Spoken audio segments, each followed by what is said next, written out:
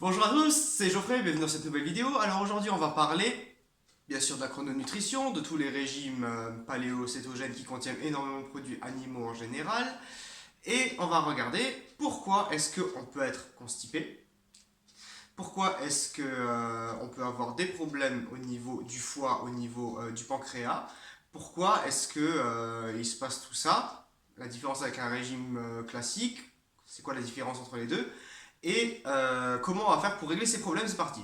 Alors, déjà, quand on fait une chrononutrition, un régime paléo ou un régime cétogène, déjà, il y a beaucoup de produits animaux, de graisse animale, de protéines animales et très peu de produits végétaux comme les féculents, les légumes, les fruits, etc.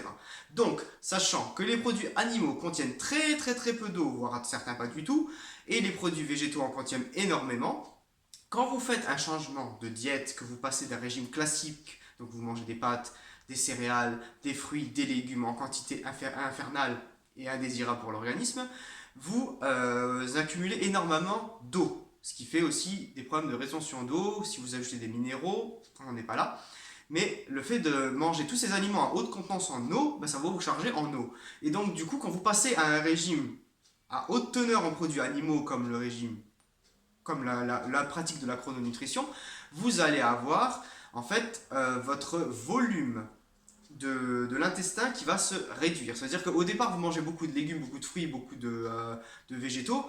Votre volume d'intestin était comme ça. Et donc, du coup, maintenant, vous allez manger pas mal de produits animaux. Comme vous allez en manger beaucoup moins et qui sont très denses, le volume de l'intestin va tout doucement se réduire. C'est pour ça que vous allez dégonfler, que vous allez avoir le ventre moins gonflé, etc. Mais en fait, le fait que l'intestin soit d'abord comme ça, et puis que vous le remplissez de produits animaux et donc déshydratés et donc pas riches en eau et qui sont très denses, il va d'abord avoir un petit temps d'adaptation pour que l'intestin qui avait l'habitude d'avoir des produits riches en fibres, qui avait l'habitude d'avoir des produits riches en volume, qui étaient volumineux, il va falloir attendre un petit temps pour que le volume du diamètre de l'intestin, enfin le volume de l'intestin, c'est-à-dire le diamètre de l'intestin, va se réduire. Et c'est à ce moment-là qu'après vous allez plus avoir de soucis. Au début, ça peut apparaître parce que vous avez encore l'intestin qui est bien dilaté, vous allez le remplir avec des produits qui sont déshydratés, qui sont denses, donc du coup, ça va avoir du mal à circuler. D'où le manque de parce qu'il va y avoir un manque de fibres important, parce que l'intestin va devoir se former avec d'autres produits, si vous avez l'habitude de consommer beaucoup de céréales complètes, etc., qui est vraiment très irritant pour l'intestin. Il y en a qui disent que ça fait évacuer, mais c'est très irritant pour l'intestin, surtout si vous prenez du pain aux graines, si vous prenez du pain au son, si vous prenez du pain à haute teneur en fibres, ou même des aliments où vous mangez énormément de fibres. Il faut faire attention parce que ça peut énormément irriter le côlon. Donc du coup, vous avez un intestin qui est volumineux, donc du coup l'évacuation est vraiment élevé et vous avez en plus des produits qui sont énormément élevés en fibres, donc du coup l'évacuation se fait encore plus vite. Seulement si vous en mangez trop, ça va irriter. Donc en chrononutrition ou en régime paléo ou en régime cétogène, on réduit la quantité des aliments à 100 grammes de fromage, 250 grammes de viande.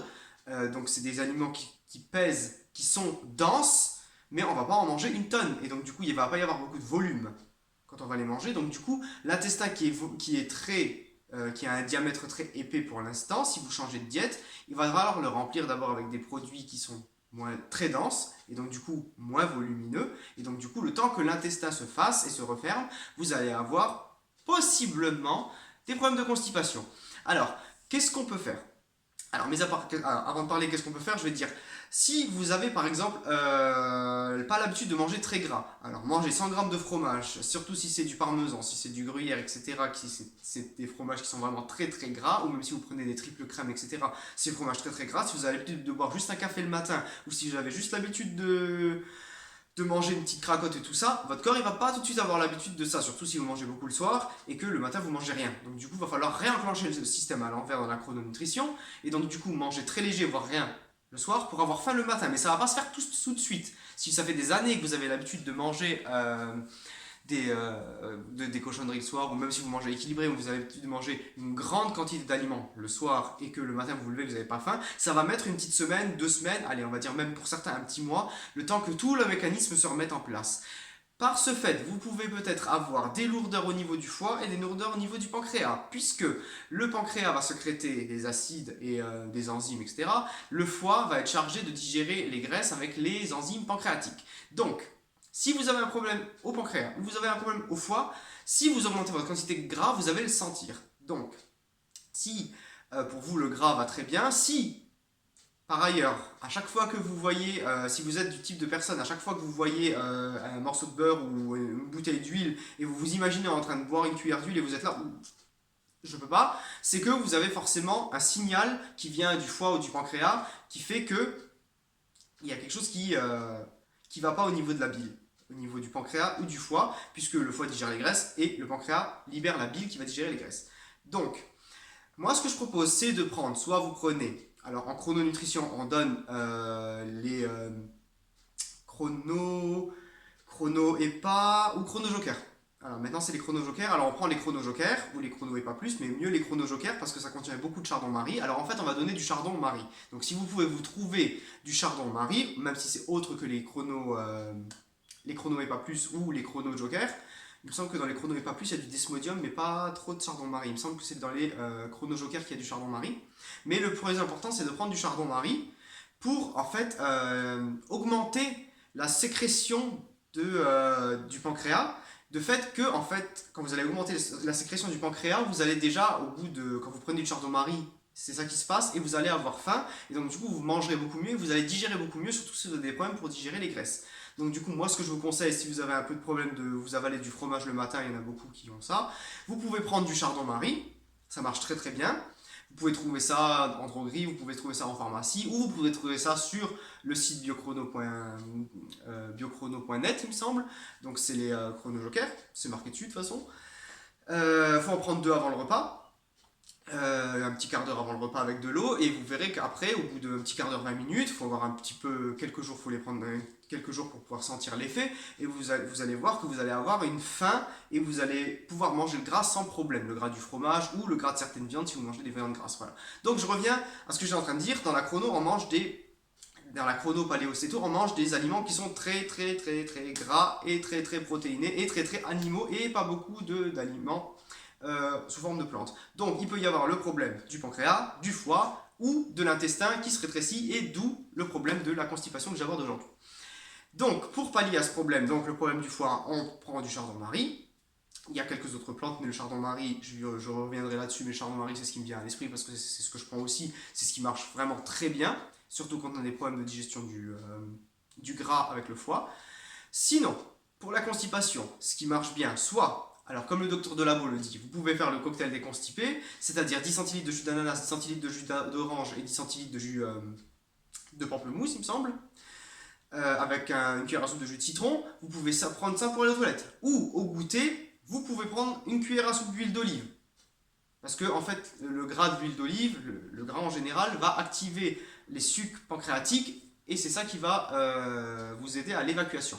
Parce qu'en fait, le problème, c'est que une fois que votre tube digestif il sera rétréci, vous aurez plus normalement ce problème de constipation, puisque ça va être, en fait, c'est pas le manque de fibres. Il y en a certains qui pensent que c'est le manque de fibres qui vont faire que la chrono c'est dangereux. Il y en a qui vont penser que c'est les fibres qu'il faut apporter pour pouvoir évacuer. Trop de fibres, ça n'a jamais été bon pour le côlon, ça irrite. Donc en fait, ce qui va évacuer, contrairement à ce que beaucoup de monde pensent que c'est les fibres, en fait, ça va être tout ce que vous allez manger de gras, donc le gras du fromage le matin, ça va aider le corps à faire l'évacuation du système digestif. Pourquoi? Parce que le gras va, le chardon-marie aussi, mais le gras va demander au corps beaucoup de sucre pancréatique, va activer la bile, va activer la vésicule biliaire pour les sucs pancréatiques, et de ce fait, vous allez avoir, c'est les sucs pancréatiques qui vont activer le chemin vers la sortie. Voilà. Donc, si au début vous avez des constipations, c'est pas forcément la peine de prendre tout un tas de compléments, de prendre tout un tas de cochonneries, mis à part le chardon-marie pour ceux qui ont des difficultés avec la graisse ou qui veulent un transit un peu plus agréable. Vous pouvez faire le cocktail des constipés que je viens de vous conseiller, mais c'est pas la peine d'aller en pharmacie, d'acheter tout un tas de petits cubes à la figue ou compagnie, ou de manger, de vous gaver de fruits secs comme des abricots secs ou des figues. Ça peut aussi aider, bien sûr, mais la priorité en régime cétogène, en paléo ou en chrononutrition, c'est d'avoir un apport de gras le matin qui va activer les sucs pancréatiques, et ces sucs pancréatiques vont aider l'acheminement vers la sortie, vers l'évacuation du tube digestif. Voilà. Donc Donc j'espère que mes explications ont été assez claires, j'espère que j'ai tout dit, je pense que j'ai tout dit. Donc mon mail est toujours en bas, si vous voulez me faire des commentaires, vous pouvez me les faire aussi sur la vidéo, je réponds toujours. Si vous voulez faire une consultation, je fais également des consultations par visio. J'habite en Lorraine si vous voulez venir au bureau, ou je me déplace à domicile si vous n'êtes pas loin. Donc en attendant, je vous souhaite une excellente journée. N'oubliez pas de vous abonner ou un petit j'aime, ça fait toujours plaisir, ou un petit commentaire.